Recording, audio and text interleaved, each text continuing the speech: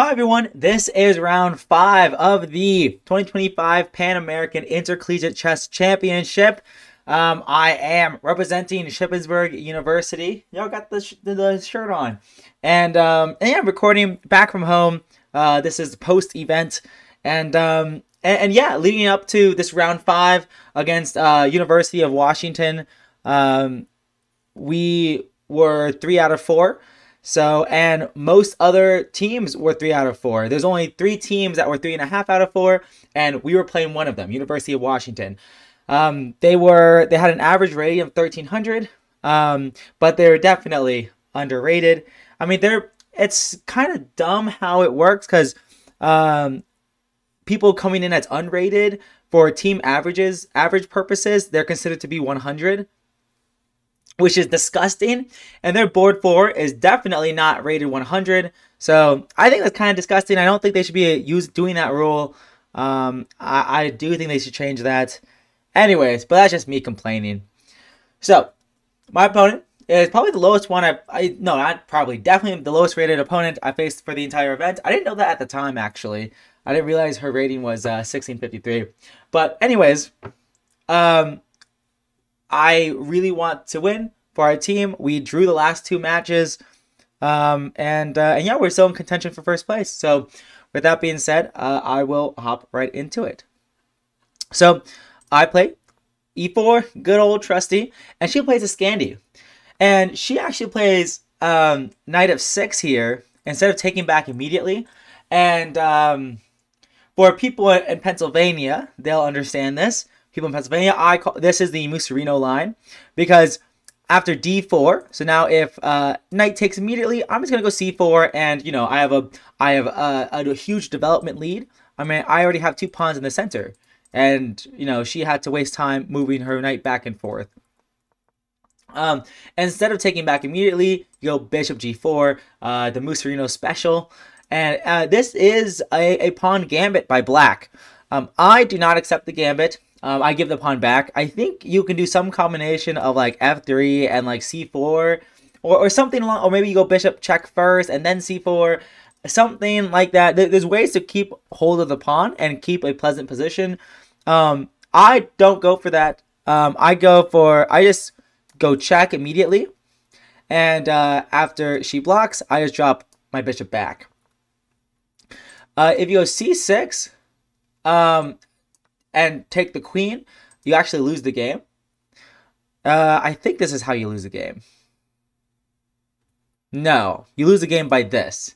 That's very important. You got to do the right one, because now the queen's being hit. Yes.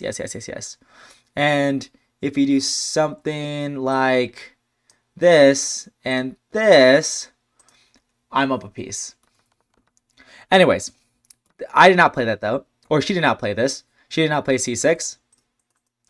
She put her knight there, and I got my bishop back. And the point is that the knight, like sometimes they want to go c6 and develop the knight on c6, and the knight, my claim is that the knight is not in a better place by putting it there, is kind of the idea. And we just trade bishops, and I develop normally. So, a very solid approach. Not keeping the extra pawn, but you just enjoy a pleasant position. And actually, already here, she was thinking for a long time.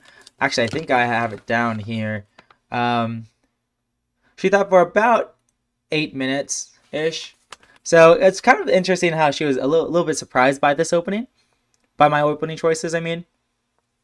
And it's just very easy development for both sides, honestly. Because, yeah, I'm just going to castle, put my knights out, put my bishop... Oh, whoa, that's not how knights move. Put my knights out, put my bishop out, and it's not that hard.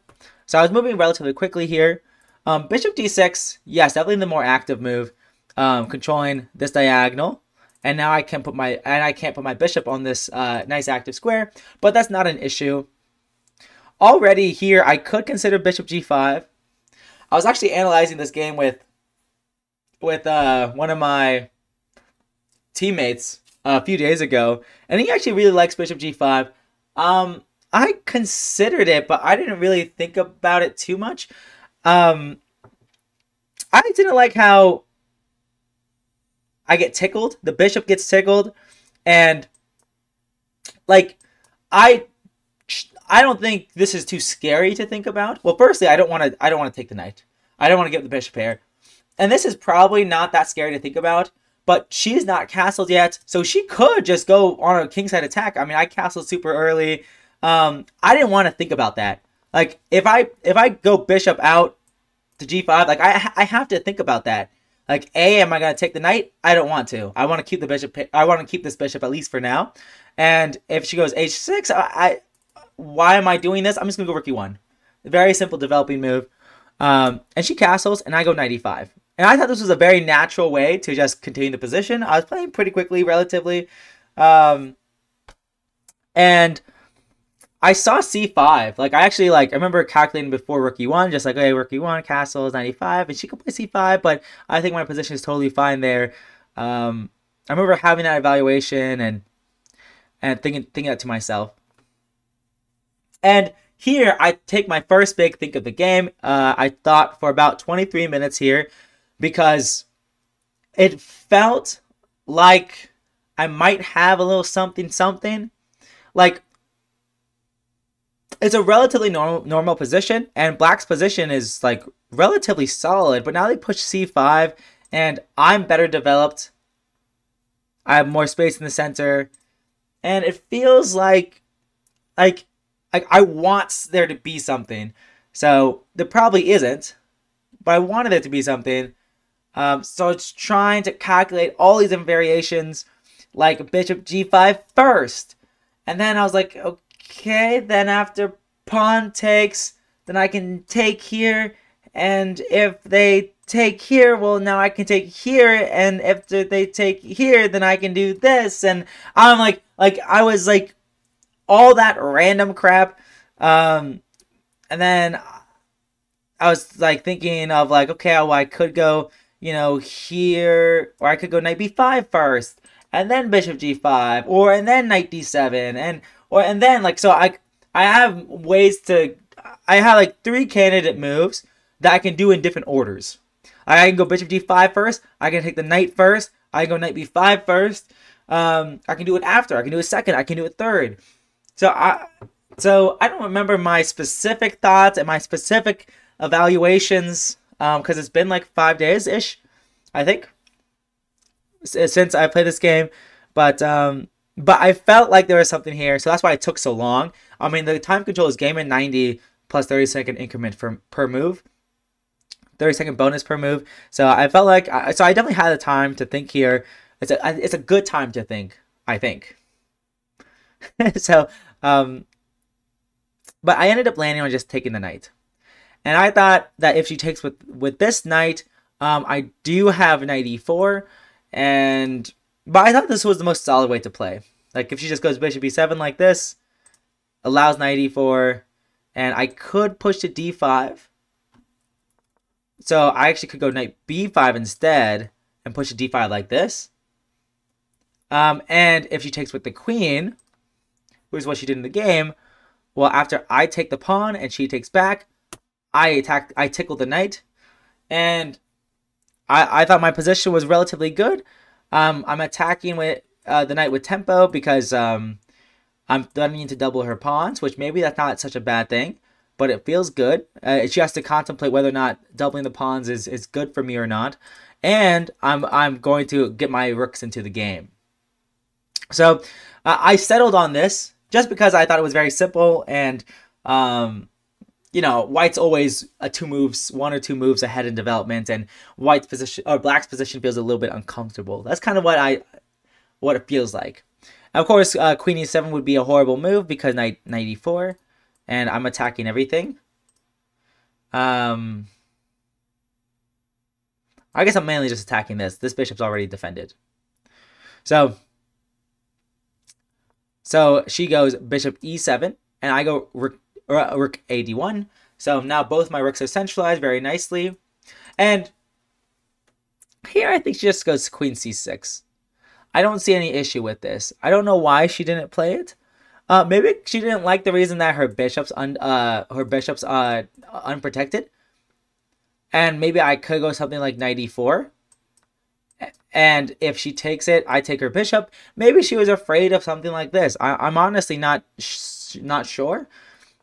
But after knight e4, yeah, I can definitely see that. Like maybe why she didn't like queen c6 and knight e4, because now this bishop's undefended. I can buy that. I can buy that.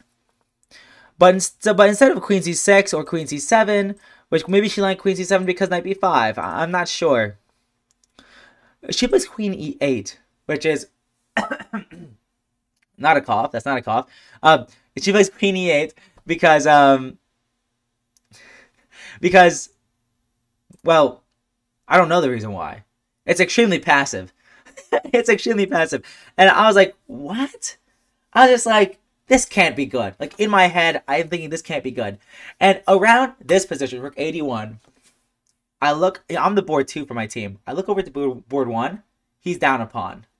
I look over to board 3, he was losing out of the opening. On move 7, he's down a pawn, and now he's down in exchange.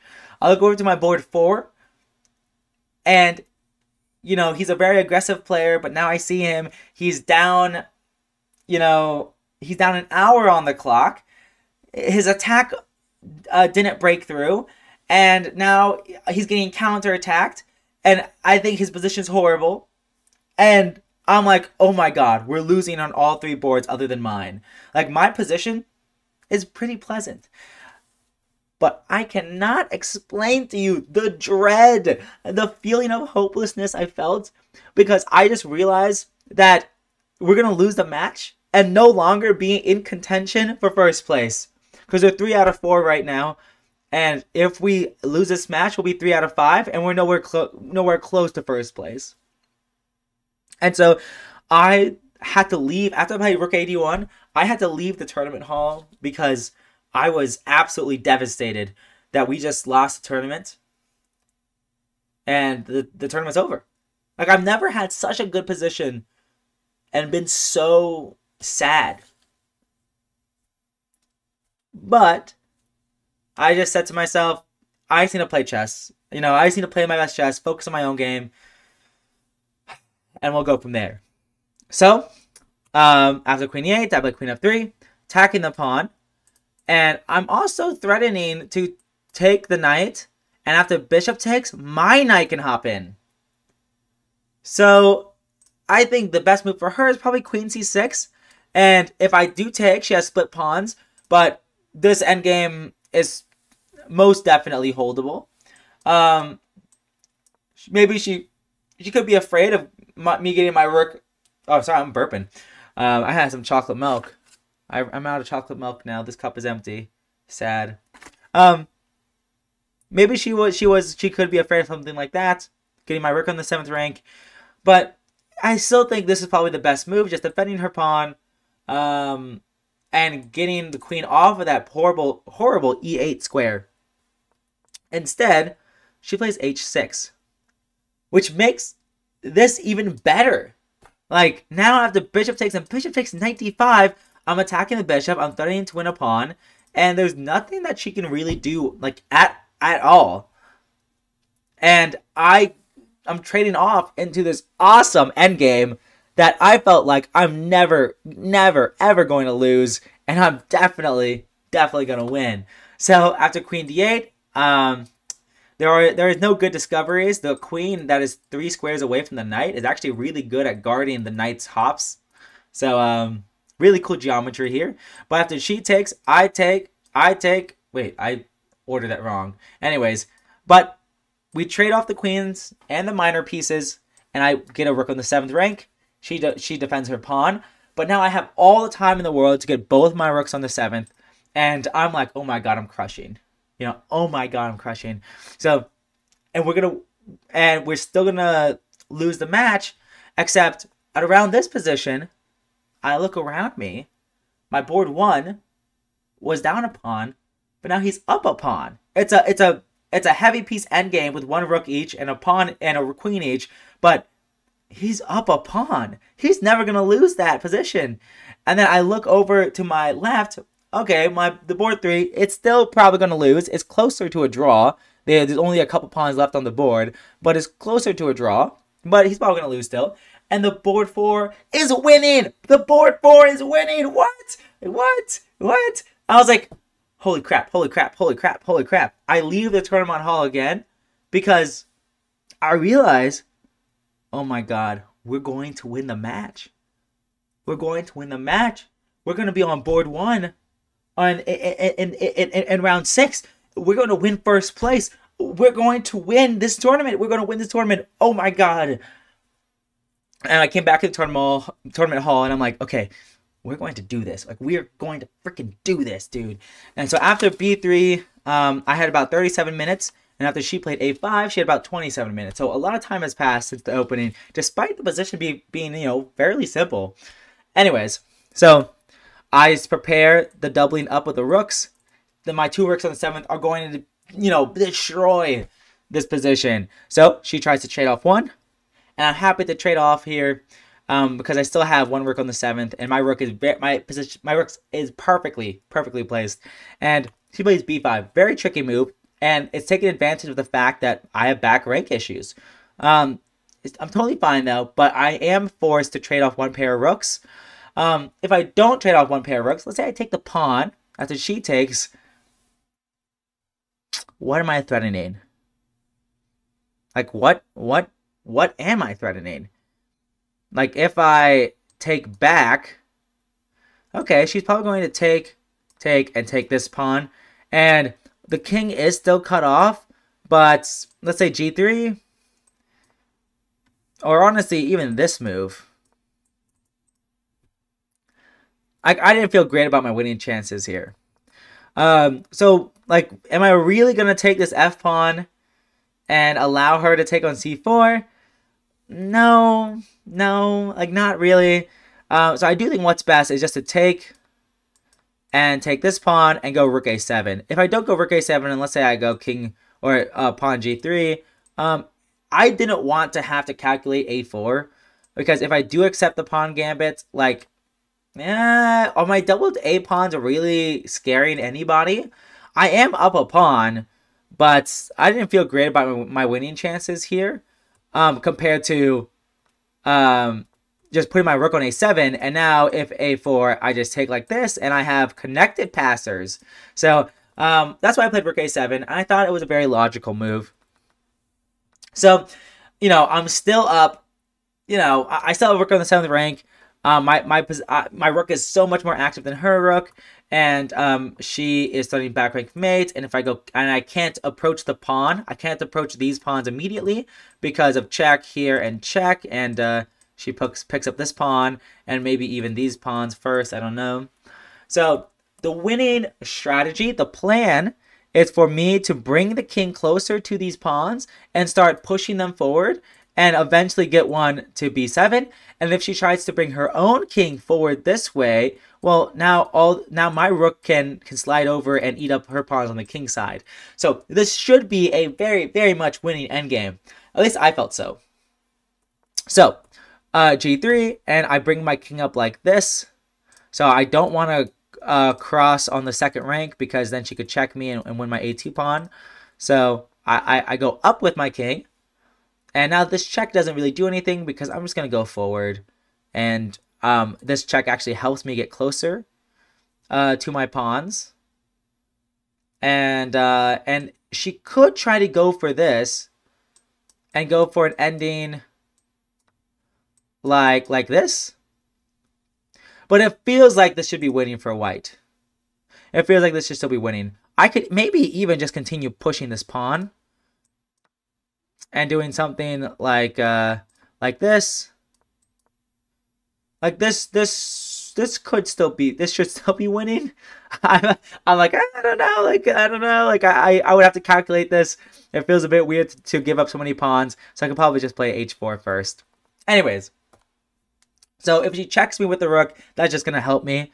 So instead she just starts, mobilizing her pawns. There's not much to do as black here. Like I have a very clear plan of just bringing my king towards my pawns and then pushing them. So very clear plan. So I do that. I move my king over. I move my king over. And now, once my king is close enough, now I can push this pawn. If my king was further away, like here, well, now this check would pick up the b pawn, like so. So I brought my king over as fast as possible. So now I can push. And after she played king g5, I had a very nice idea, which was to lock the king on the edge of the board. This pawn and this rook work together to put the king on the edge of the board, and her king has no legal moves. So now she has very little counterplay on the king side, and hey, I'm just going to push my pawn. And she even goes rook c8. Rook c1 could be slightly better. I'm not really sure. It feels a bit more active being behind the pawn, but it probably doesn't matter too much. It feels like white should still be winning just fine either way. But it's still like rook c1, I think, is a more natural move, getting behind the passed pawn. And instead she goes rook c8, getting in front of the passed pawn, which I'm like, okay, this should be winning, definitely winning. So I push my pawn, and very simple, very simple. She plays f4, and I'm like, okay, I'm just going to ignore it. I could take, but I thought to myself, okay, well now her king can move. Like after b6, her king can move now. Why should I even allow her king to move? You know, even though it probably doesn't amount to anything. Like for example, b7, and after, let's say, rook b8, I can just go here and do something like this. Oh wait, no, she can't even move her king off this file. Yeah, I'm just gonna go king c6, king c7, and win the rook there. So I was like, why should I even let her king move? But the thing is, it didn't matter that her king can move, because what's she gonna do with that king movement? So this game really hurts me because of what happens. Like, the more I look at this, the more I absolutely hate myself. The more I absolutely hate myself. I just, why did I not take the pawn? Why did I not take the pawn? Why did I not take the pawn, man? I pushed the pawn instead. I pushed my pawn instead. Okay, well, it should still be winning. e4 check. And I have about 2 minutes here on the clock. And, well, actually, no, I think I have a bit more time. I have about 7 minutes, maybe.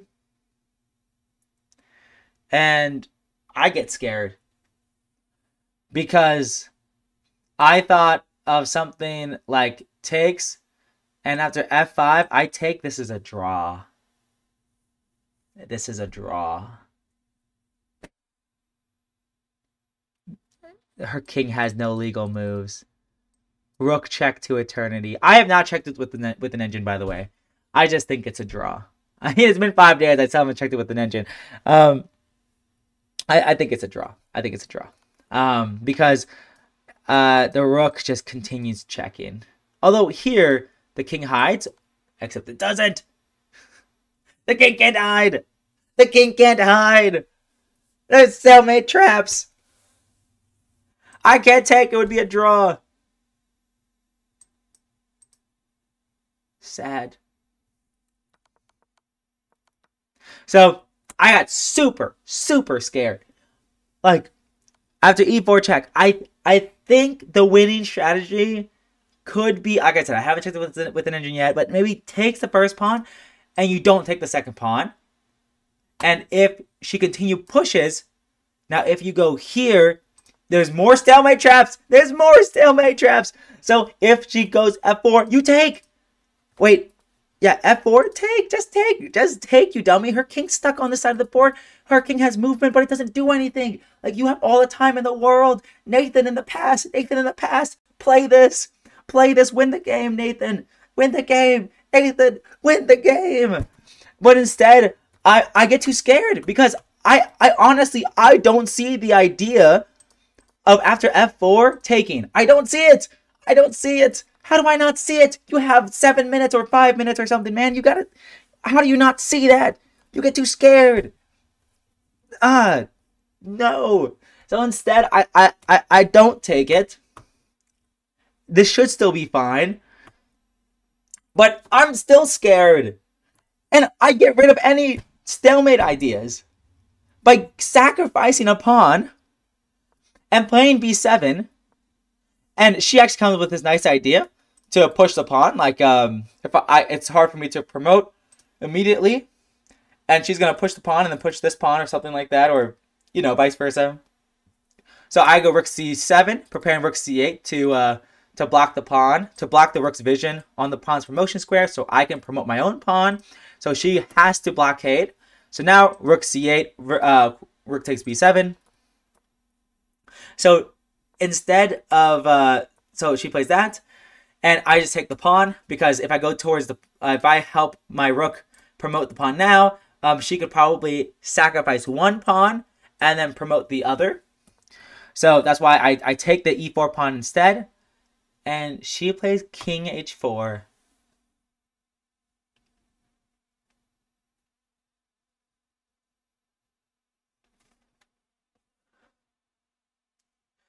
And I realize this is a draw.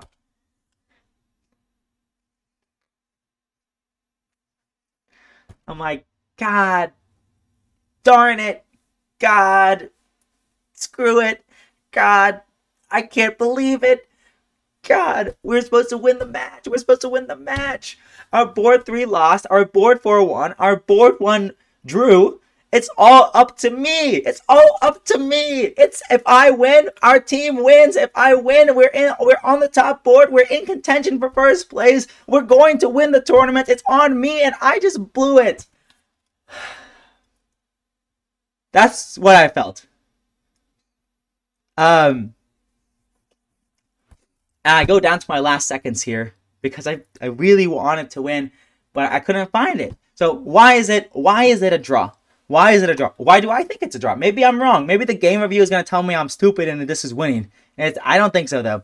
Because if I continue with my plan of using my king to help promote my pawn, like, for example, here, and let's say king here, and now king g2.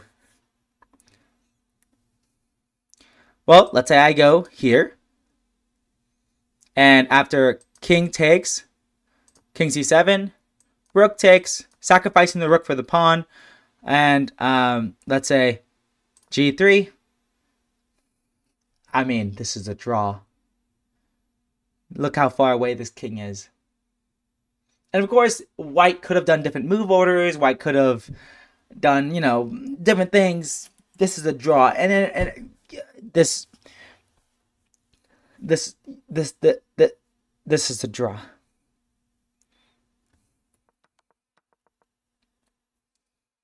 No, I blew it. Yeah, I blew it.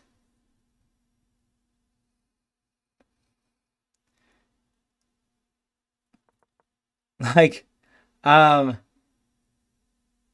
that hurts. So yeah, this game ended up in a draw after the following moves. So I don't bring my king closer because I see that's a draw. So instead, I go rook h7, and I'm still, I don't even know why I didn't take the pawn now. I think I didn't like the fact that if I take king g2, she had this check. And I was like, uh-oh, this is a draw. Maybe I'm losing here. I was actually afraid of being in a losing position. Like, I was like, oh my gosh, is this losing? Like, I literally thought that. Like, I was like, is this losing?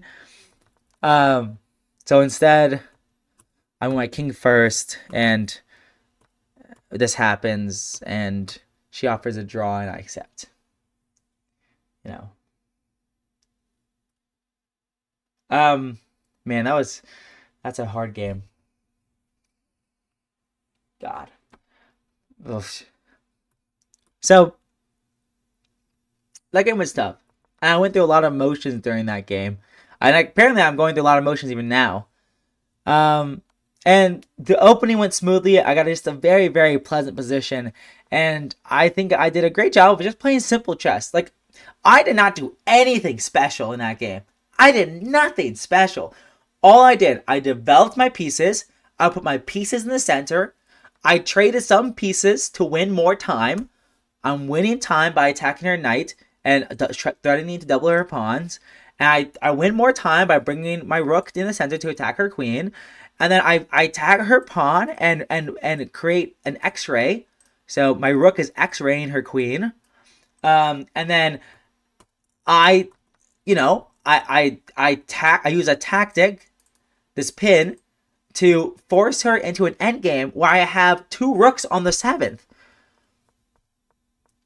I have 2 rooks on the 7th. I can't win this. This is not winning.